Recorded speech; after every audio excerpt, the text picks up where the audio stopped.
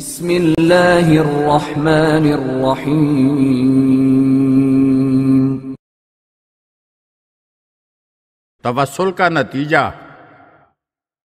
داؤد رقی بیان کرتے ہیں کہ میرے 2 بھائی حج کے لیے روانہ ہوئے۔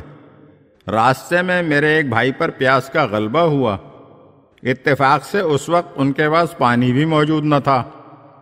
پیاس اتنی بڑھی کہ وہ اپنی سواری پر بیٹھنے کے قابل نہ رہا، گدھے سے گر کر بے ہوش ہو گیا۔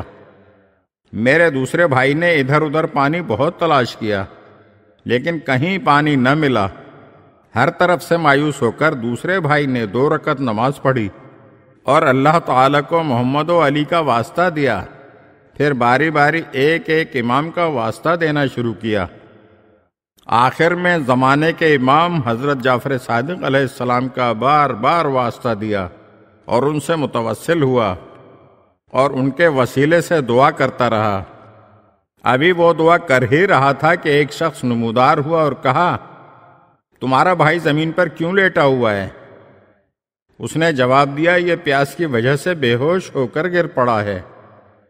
نووارد نے ایک چھوٹی سی لکڑی دی اور کہا، اسے بھائی کے لبوں پر پھیرو۔ میرے بھائی نے وہ لکڑی لے کر اپنے بھائی کے لبوں پر پھیری۔ تھوڑی دیر بعد بھائی ہوش میں آ گیا اور پھر دونوں بھائی چل پڑے۔ حج بیت اللہ سے مشرف ہو کر اپنے گھر کوفے واپس آ گئے۔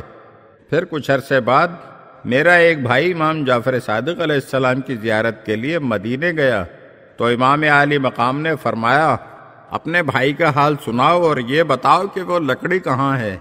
میرے بھائی نے عرض کیا، مولا جب میرا بھائی ہوش میں آیا تو میں خوشی کے مارے وہ لکڑی اٹھانا ہی بھول گیا۔ آپ علیہ السلام نے فرمایا، جب تو اپنے بھائی کی وجہ سے سخت پریشان تھا تو اس وقت میں نے خضر علیہ السلام کو شجرہ طوبہ کی وہ لکڑی دے کر تمہارے پاس بھیجا تھا۔ پھر آپ علیہ السلام نے اپنے غلام کو آواز دے کر فرمایا، چمڑے کا تھیلا لاؤ۔ غلام تھیلا لے کر آیا تو آپ علیہ السلام نے اس میں سے وہی لکڑی نکال کر دکھائی اور فرمایا، یہ وہ لکڑی ہے جو شجرہ طوبہ سے لی گئی ہے اور یہی لکڑی تو نے اپنے بھائی کے لبوں پر پھیری تھی۔ پھر آپ علیہ السلام نے وہ لکڑی دوبارہ تھیلے میں رکھ دی۔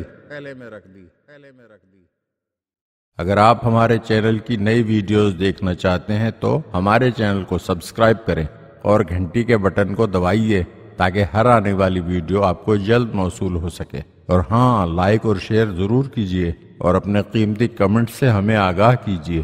شکریہ۔